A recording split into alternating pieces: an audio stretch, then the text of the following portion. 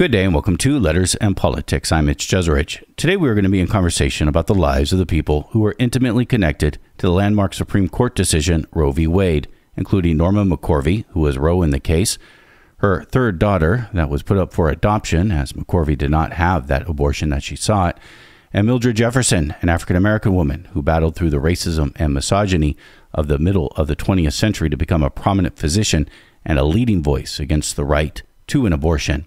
My guest today is Joshua Prager. He dived deeply into these stories over the past decade, even seemingly becoming close to some of his subjects that were still alive. He has written a book about it. It's called The Family Roe, An American Story, and he joins me over Zoom. Joshua Prager, it is my very good pleasure to welcome you to this radio program. Thank you for having me. You embedded yourself into Norma Mccorvey's family over these last 10 years. That's remarkable, because this is a family that is pretty remarkable in itself, but also to me seemed very, very American. I mean, I felt like I could have known these people, and these people who seem to, maybe not to their own desires, were thrust into history, into the national spotlight. Yeah, you're right. It took a lot of time to get to know these people, to have them feel comfortable with me. And while I was doing that over the course of these past 10, 11 years, I was sort of also writing about the country at large. And so I was able to sort of, the old journalism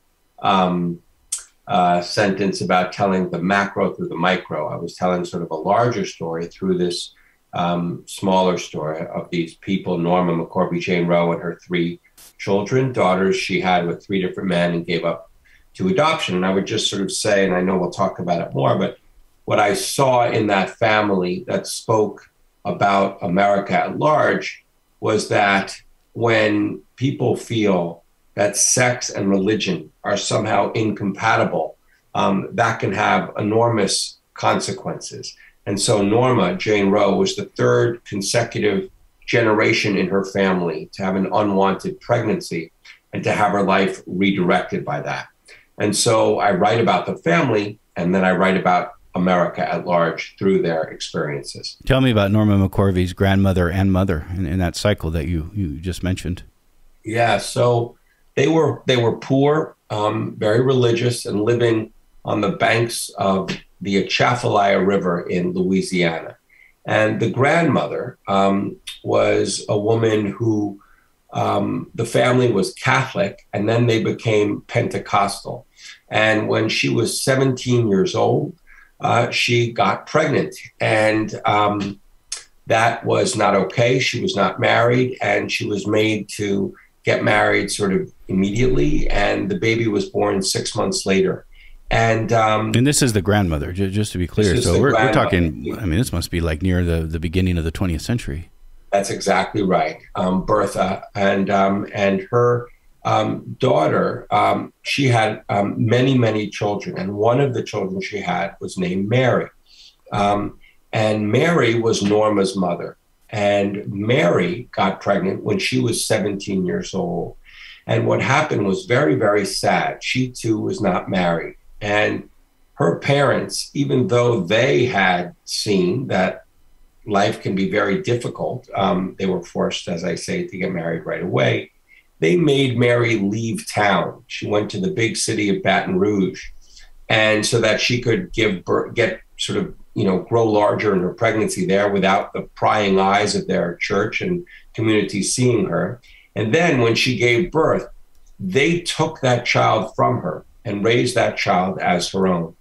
And this was a devastation to Mary, to Norma's mother.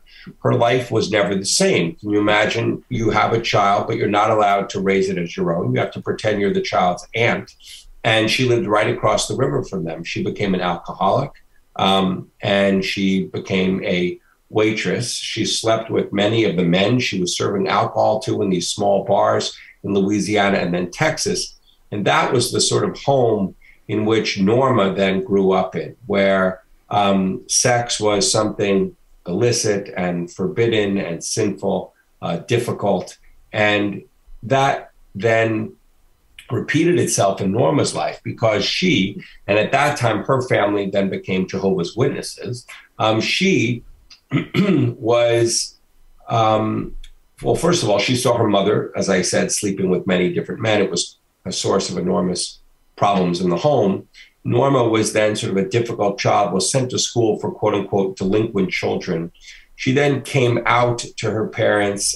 She said she was gay when she was about 13, 14, 15 years old. Her mother was alive when I started writing this book. Her mother told me without any pause that she beat her child as a result of this. She beat Norma for her being gay. So in addition to sort of everything else, sex was something completely illicit. She had to sort of keep it quiet, the fact that she was gay, her sexuality. And when Norma then was 16 years old, she got married to a man. She ran away with him. They went to California. She got pregnant. Family got divorced. She and her husband got divorced. The child was then, she did not want this child. And she begged her mother, Mary, to take the child off her hands. So just as Mary had lost her child to her mother, so too now Mary was raising her granddaughter as her own. And what was so interesting was over and over again, Norma lied about things in her life. And one of the things she lied about in a book she wrote and just constantly when she was interviewed, she said that her mother, Mary, kidnapped her child, when in fact, Norma had sort of begged her child to raise this child as her own. And the grandmother adopted that child, Melissa. Norma then got pregnant again, gave that child up for adoption. And she was pregnant for the third time in 1969 and then 1970 when she became Jane Roe. And it's over this third child. Exactly, that the lawsuit was filed. It was her adoption attorney, the man who had brokered the previous adoptions, a man named Henry McCluskey, who said, hey, Norma said, please help me to get an abortion. He said, I can't. It's illegal. Norma went to her own doctor. Her doctor said, I can't. Norma could not afford to fly out of state to California and elsewhere where abortion was done legal.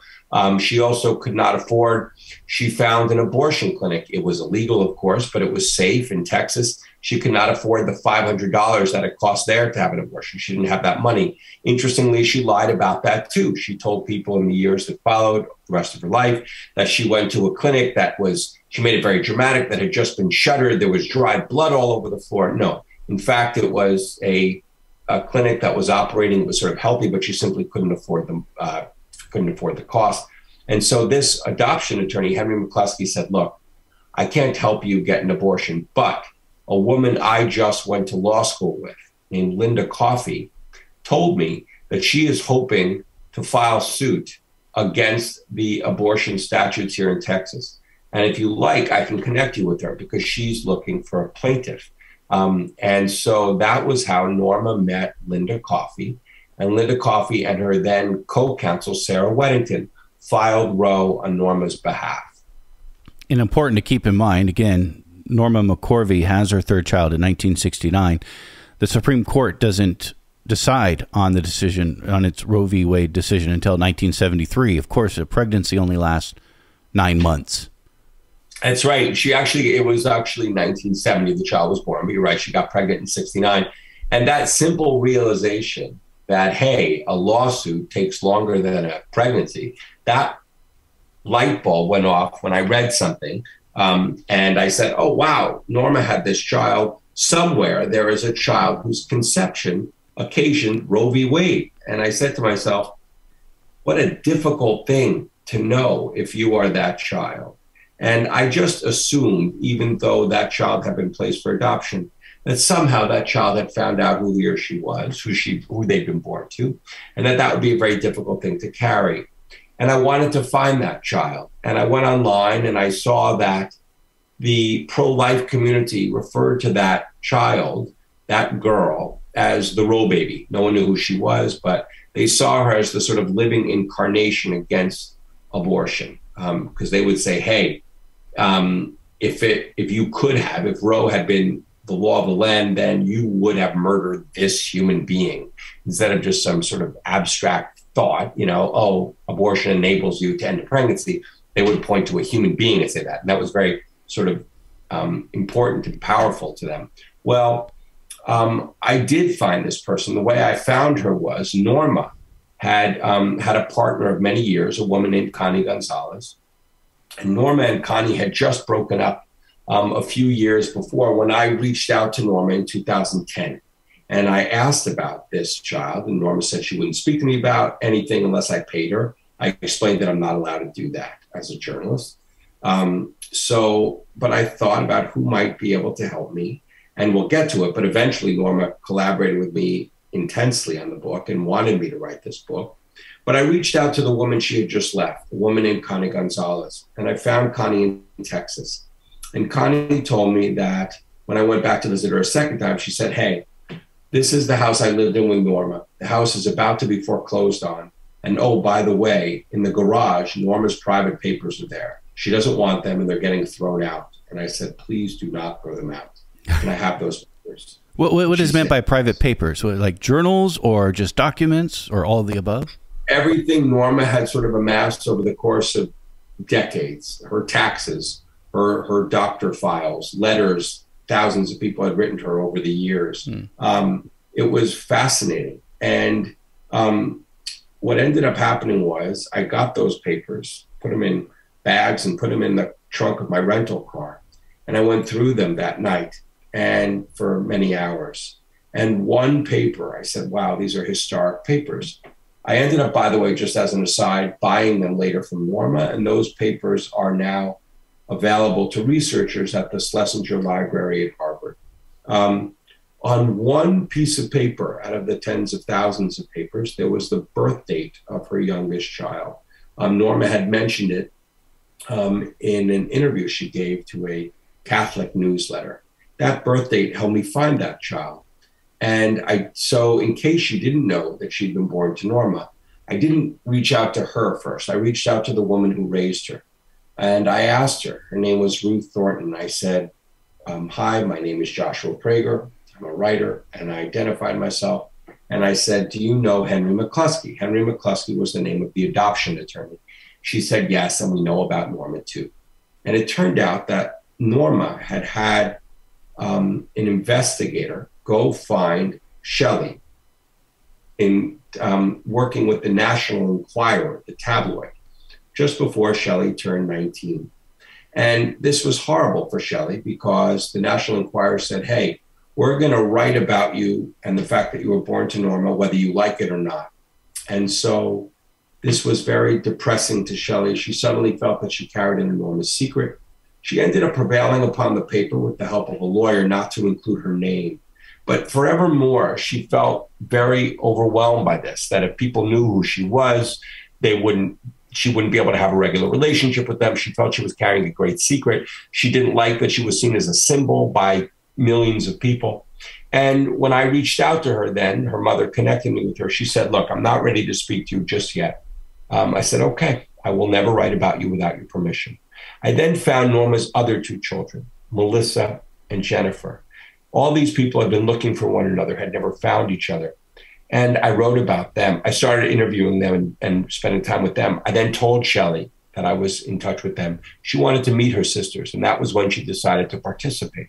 And as the years passed, my writing and the book grew from them to Norma, to Roe v. Wade, to the whole of abortion in America. And that's really what my book is, a very intimate human look at how this case and this divisive issue came to divide America. So you mentioned her name, Shelley, who's the third child of Norma Mccorvey. Her full name is Shelley Lynn Thornton.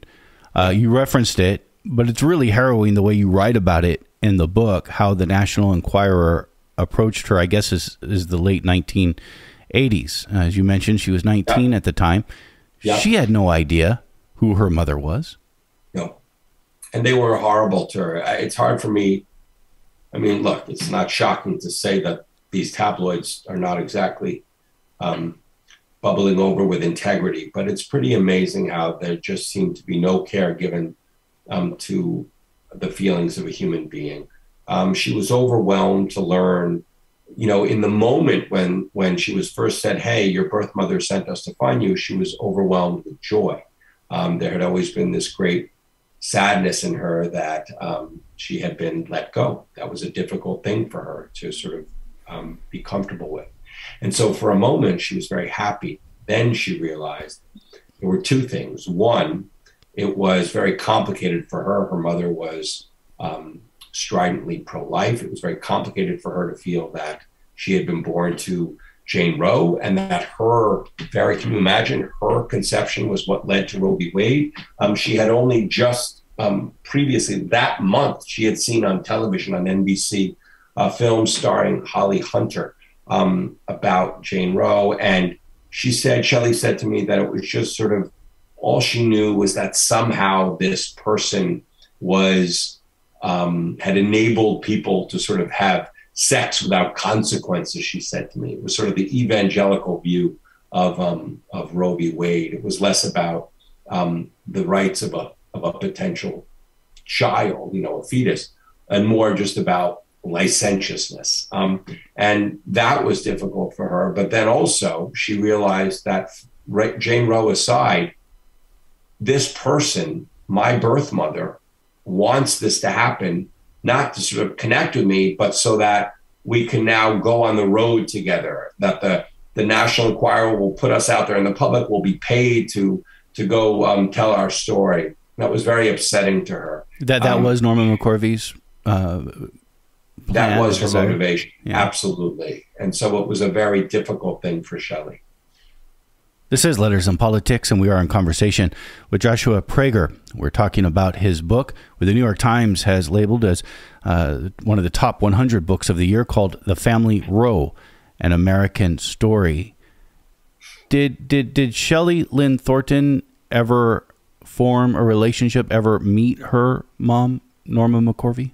Oh, it's so sad. What ended up happening was, they ended up having a few conversations on the phone. Those conversations did not go well. Norma was a very difficult person. She was sort of explosive. And Shelley inherited some of the difficult traits from her mother. She was very distrustful. She was very hot to the touch sometimes. And yet, you obviously feel for Shelley. What a difficult thing to be thrust into. And what ended up happening was, a few years after this initial sort of coming together through the paper, they don't meet, but they speak on the phone. A few years after that, Norma says that she would like to come visit Shelley with her partner, Connie Gonzalez.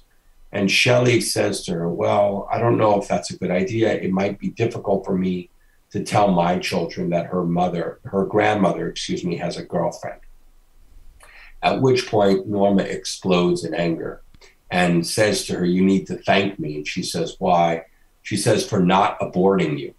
Setting aside that Norma had wanted to do just that, it was a horrible thing to say to someone, obviously. They got off the phone and they never spoke again. At the end of Norma's life, I had been writing about Norma. I'll tell you how I came to then get involved in her life. In other words, how Norma then decided to speak with me. But I let Shelley know. I said, "Your biological mother, Norma's dying. Would you like to go see her?" And she grappled with that. She wrestled, going back and forth. She found it within herself at that time to feel for Norma. She knew that Norma had had a difficult lot.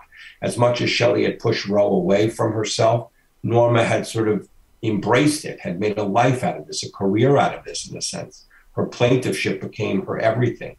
And in the end, she decided not to go. And Norma died. Norma's first child, Melissa, the one who was raised by Norma's mother in a broken home too, her name is Melissa, and she was is a remarkable person. Even though Norma was in no way fit to be a mother and treated Melissa horribly over the years, to tell one sad example, when Norma was gay, had hundreds of female partners, did have a few male partners over the years. When she was spending one weekend with the man who was the biological father of Shelley, the third child, she went to go visit Melissa with him. Melissa was just 5 years old, and they locked Melissa in a car all night so that they could just sort of get high and have fun in the house. And yet, nonetheless, Melissa found it within herself to take care of Norma at the end of her life. And she was at Norma's bedside when Norma died. And Jennifer, the second child who I had found, she had never met her biological mother. She had not even heard of Roe v. Wade when I found her, but she was excited to find out who her biological mother was. And she came to know Norma a little bit at the end of her life. I'll say what was very interesting about Jennifer, she had a lot of the same torments that Norma had had. She'd struggled with drugs and alcohol abuse. She's since triumphed over those struggles. But she said to me that finding out who her biological mother was the greatest moment of her life, because she always wondered where she came from. And finding out that not only, this was her mother, but not only that, she'd struggled with some of the same things that Jennifer had. And also Norma was gay, Jennifer is gay. It sort of helped make sense for herself of her life. And this was very important. The three sisters came together. And even though it's difficult, and obviously if you're related, it doesn't just mean you're a family, but that was very helpful to them. They put sort of pieces into place. And I think one of the sort of most moving scenes in the book is when they come together way back in 2013. They're all grown women, but they walk outside to a playground. Just by chance, they go outside and they end up going on the swings together, sort of looking, kind of making up for lost time, for a childhood that they weren't able to share. It was very moving to me to be able to write about that. You too were at the bedside of Norma Mccorvey when she died in 2017. Tell me about your relationship to Norma Mccorvey. And you were very clear, and just to be clear to our listeners, you were a reporter through all of this and acted as a reporter. But you were there, and you indicated earlier she wasn't very warm to you at first. So tell me about your relationship to Norma Mccorvey. Yeah, you're right. I'm smiling just because she was a hoot. She could be very, very funny, but very, very difficult. And often strike out at those closest to her. But obviously, just before I answer your question, I tried to my very best to write about everyone in the book with great empathy and understanding, including those on the pro-life side. I really did my very best to write this book very, very fairly. And it's been gratifying to me that has sort of been appreciated by both sides and commented upon. I did not write this book as an advocate. I wrote this book as a journalist. So even though I note in my author's note, for example, that I am pro-choice, I really did my very best to get rid of the propaganda and rhetoric on both sides and to simply tell this story. Well, Norma, as I said before, would not speak with me initially unless I paid her. What ended up happening was a few years later in 2013, her mother, Mary, died. And Norma's daughter, Melissa, invited me to the wake. And I was at the wake when Norma showed up. And there was Norma, and there I was, and there was Melissa and a few other people. And afterwards, we went back to Melissa's house. And Melissa said to her mother, "Mom, I want you to be good to this person. He is helping us sort of figure things out in our life." And Norma decided then that she would be good to me. And what was so interesting was Norma had lied, as I sort of alluded to, about everything in her life. And that had engendered it brought about genuine confusion in her own mind about what exactly happened when and where and to whom. And it was hard for her. And she was getting older. She was sick. She'd smoked endlessly and had lung problems. And she decided, you know what? I'd had her papers. I had been interviewing. I mean, honestly, I interviewed hundreds of people putting together her life. And she said, I'm gonna help you. I want to know what exactly happened. So just to give one example, I said, Norma, in your books, you seem to write about your schooling in many different ways. Let's try to figure out where you did actually go to school and when you dropped out. And I wrote a letter to the Texas Department of Education that she notarized. And it was when I then got back her file that I found in there not only the answers to her schooling, but it mentioned in a margin, there was a little note about it had a woman's name. I ended up finding that woman. And it turned out that she was Norma's first real girlfriend. And she was the one who not only was able to set straight for me what exactly happened when Norma had her first child and how she relinquished the child to her mother, but also she was the only one who knew the name of the father of Norma's second child. And so sort of little by little, I put these pieces together. And Norma was, from the point of the wake on, very helpful to me and confided in me very honestly about her experiences as a plaintiff on both sides of this incredibly contentious issue. The year she was pro-choice, and then when she switched over to the other side in 1994, what it was like, or 1995, excuse me, what it was like when she became pro-life. Both sides ruthlessly exploited her, and she gave as good as she got. And so she sort of was tough back. But it was a very interesting experience writing about her. And I'll just add that in many ways, Norma represented Roe perfectly. Had she been a Gloria Steinem type, that would not sort of have communicated the complicated sort of realities of abortion in this country. I do believe that abortion is fraught for good reason. And there is broad consensus in this country. There's an enormous sort of majority of opinion among Americans that abortion ought to be legal, but only sort of through the first trimester. And that is what Norma believed.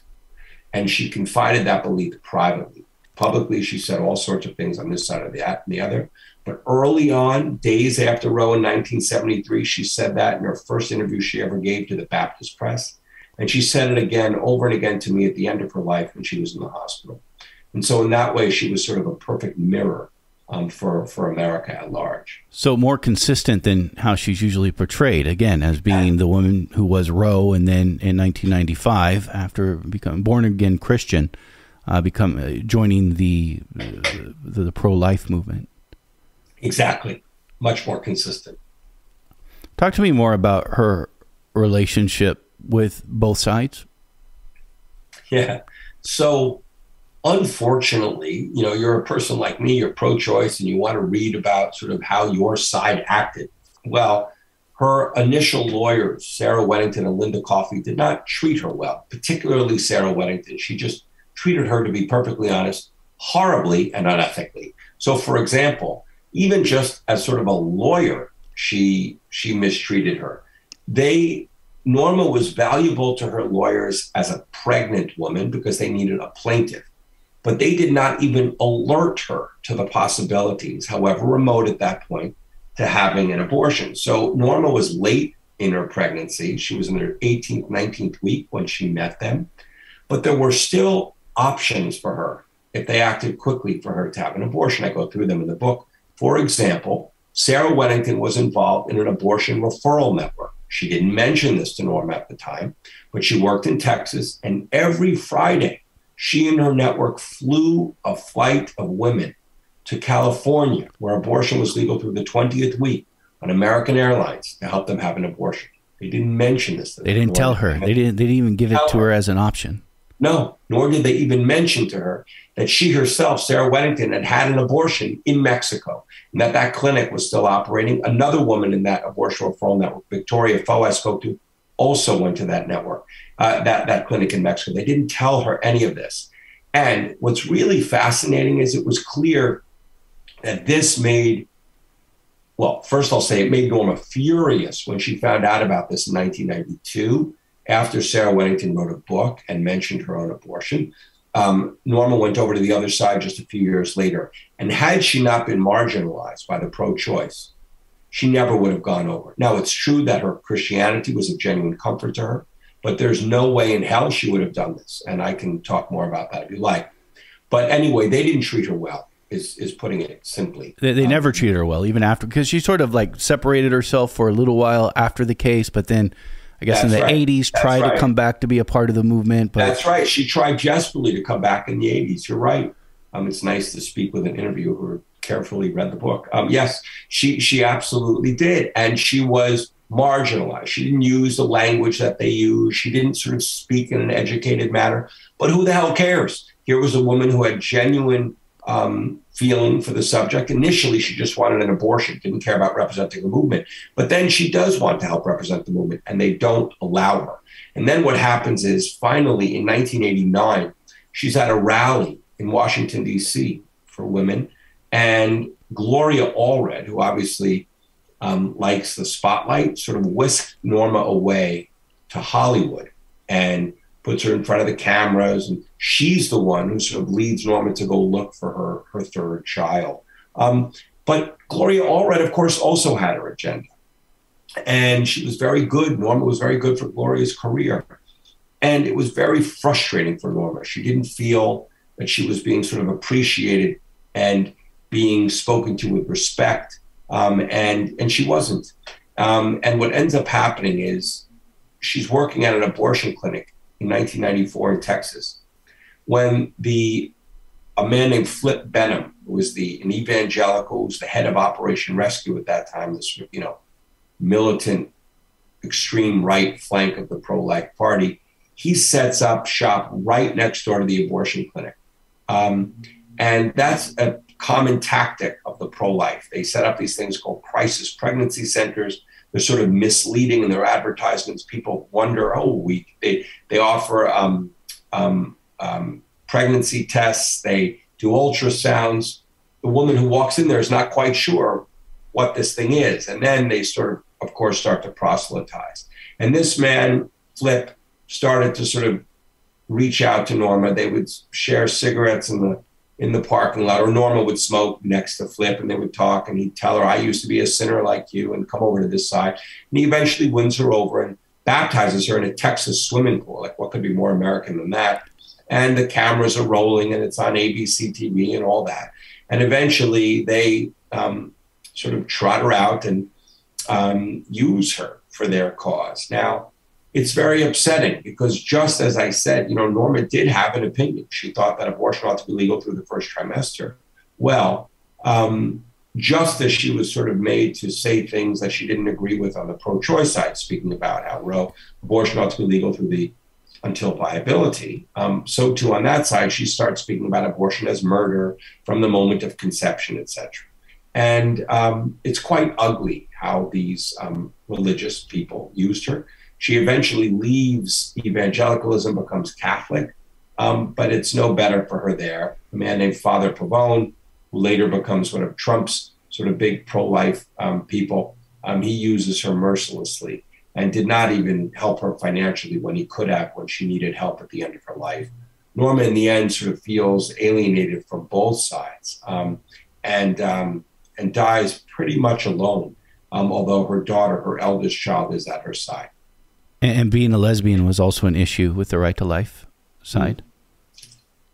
Absolutely. In fact, I'm glad you mentioned that. The greatest cost to Norma's conversion was the fact that they made her renounce her homosexuality.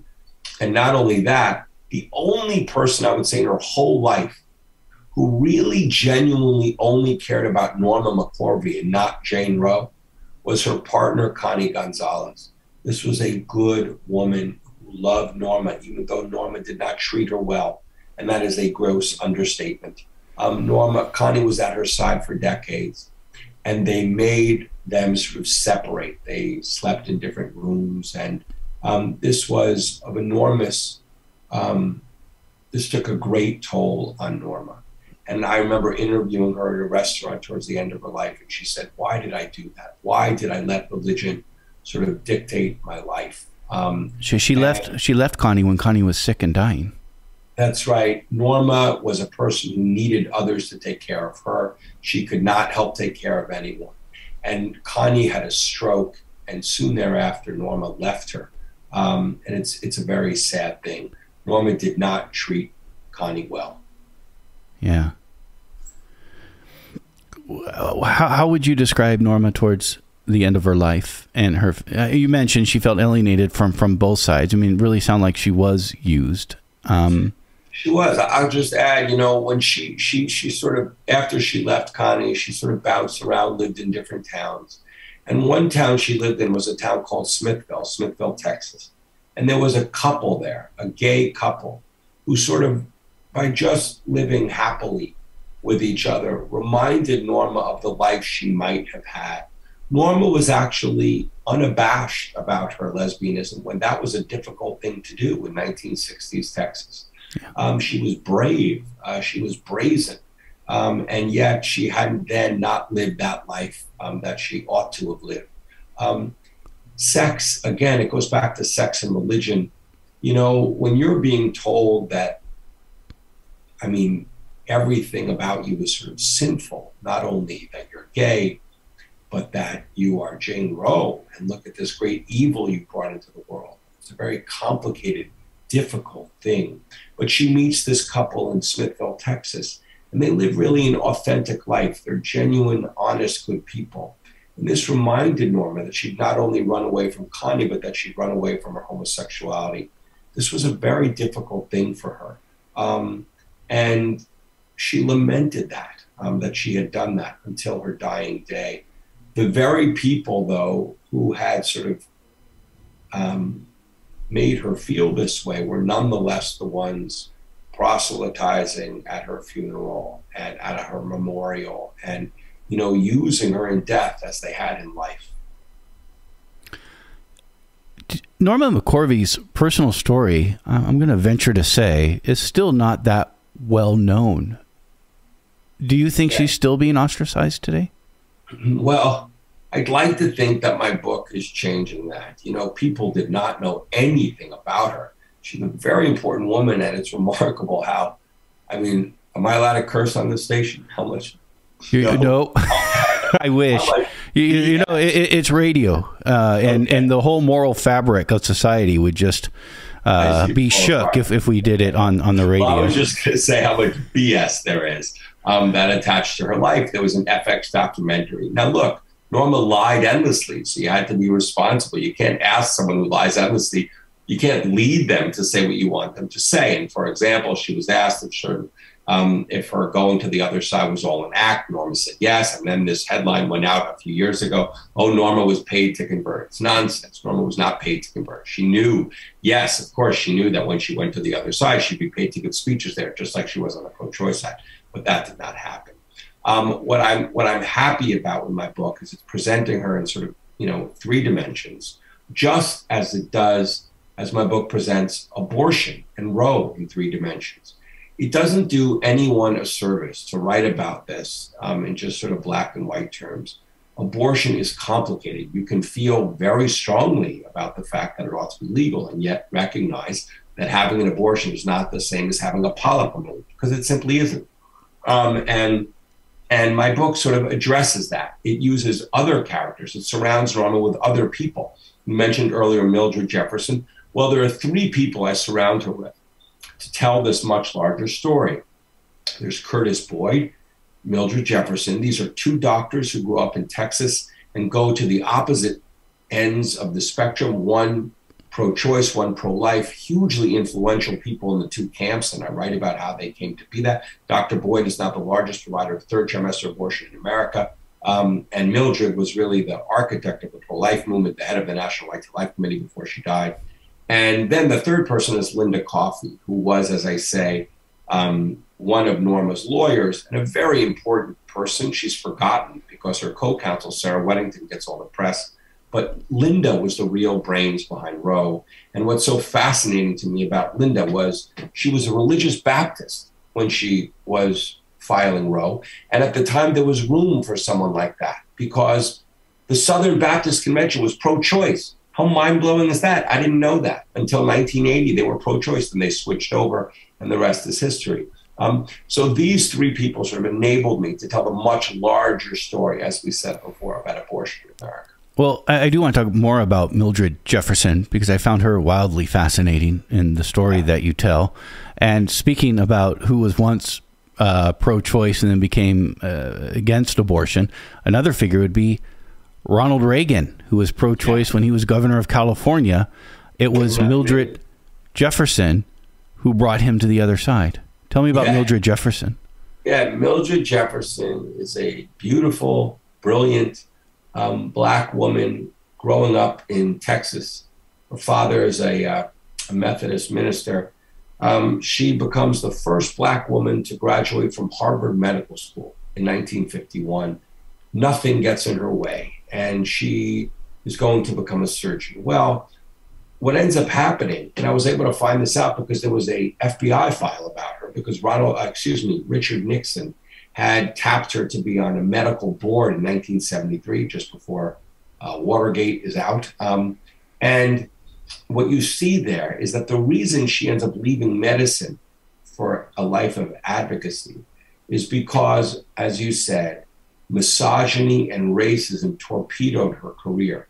Now, you would want to think then that, hey, this woman would realize that, social programs are needed then to help people who are facing this. But no, she goes the opposite way. She had always said that it's all about self-determination, and anything you wish to bring into reality, you can. Well, even though she comes to experience what can happen as a result of misogyny and racism, I'll add that she was in love with a white man. She ends up marrying him at a time when interracial marriage is legal in about half the country.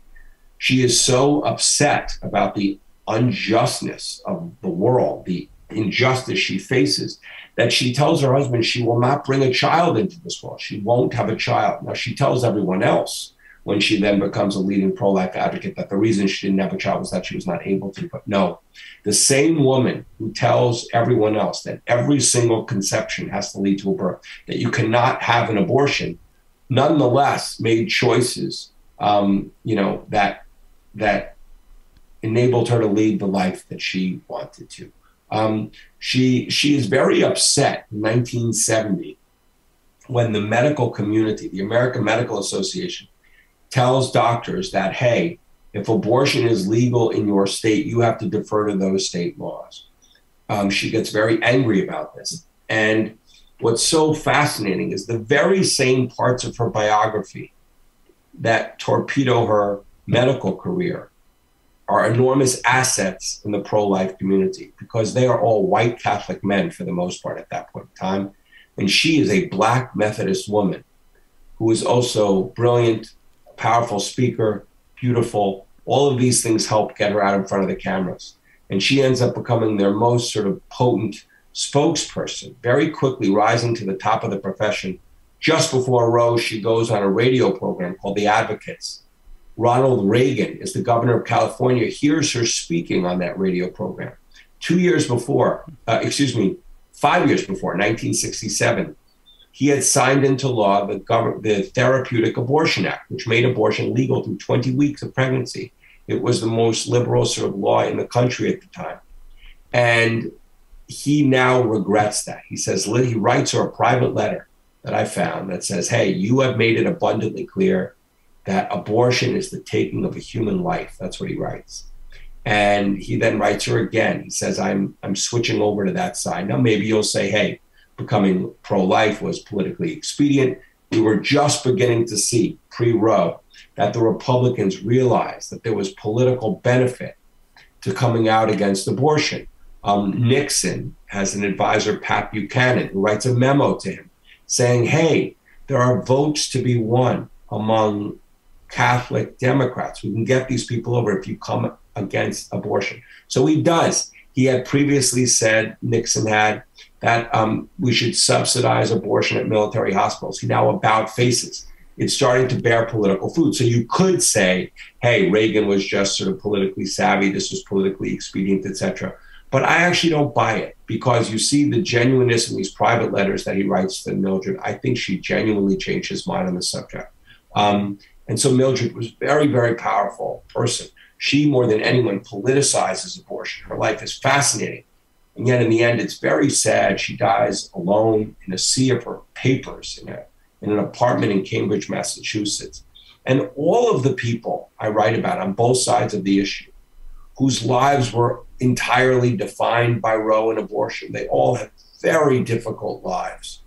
And when Shelley, the Roe baby, sort of talks to me about Norma, her birth mother, right as Norma's dying, she says that she feels bad for Norma because Norma's life was defined by Roe. And that is a very difficult thing. And it was something Shelley was desperate to not have define her life. And so she says, I'm going to be the opposite. I'm going to live my regular life, independent of Norma and independent of Roe v. Wade. Does Shelley have views on abortion? She does. All three of the daughters, we didn't talk about it a lot. They all three sort of mention in passing that they are pro-choice. They do believe that abortion ought to be legal. Nonetheless, they are not like, they don't speak about it in the way that a person at NARAL or NOW would.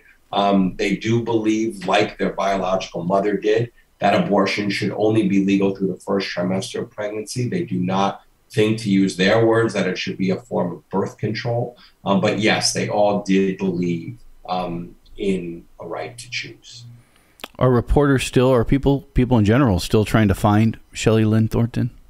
So again, she had never given an interview until my book, and I have included information how to contact her on my website in case people wish to do that. I want her to be able to, and she wanted me to do that. So I want her to be able to do what she wishes to do. But she does not wish to live a life in front of the spotlight. She did want to come out, unburden herself of this great secret that she was carrying, but she does not wish to sort of become a full-time speaker or advocate in any way, much the way her mother had.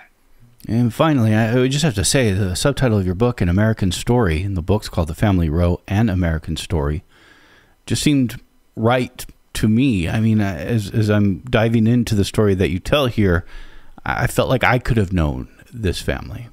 Yeah, I appreciate you saying that. It was actually my editor's idea to use that subtitle, but it is such an American story. You know, on the macro level, I describe why abortion has uniquely divided this country as opposed to other countries. Talk about all sorts of reasons given for that. You know, the histories of the traditions, of like feminism here and individualism. But again, for me, it comes down to sort of that incompatibility, that seeming incompatibility, irreconcilability of sex and religion that has rooted here in America. But from a private point of view, like Norma's, a personal point of view, Norma's life is so unbelievably American. And yes, you realize when you're reading about her that what you just said is true. These are people we all could know. I mean, I just imagine if the national spotlight was suddenly thrusted onto my family and history was thrusted onto my family, that'd be really complicated. A lot of complicated stories out there. And I think if people are honest with themselves, we all can say the same thing. Joshua Prager, thank you. Thank you so much. I appreciate it. Joshua Prager has been our guest. The name of his book is The Family Roe, An American Story.